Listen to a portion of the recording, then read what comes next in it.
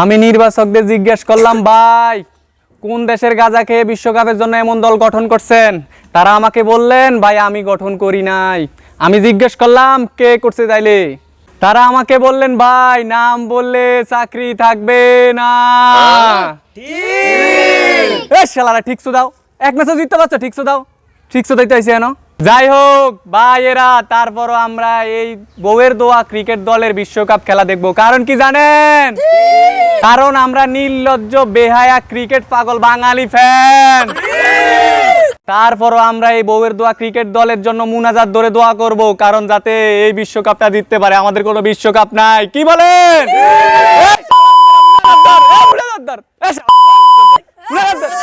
আল্লাহ তোমার কাছে আরজি, এই বউয়ের দোয়া ক্রিকেট দলের একটা বিশ্বকাপ জেতার সুযোগ দাও আল্লাহ।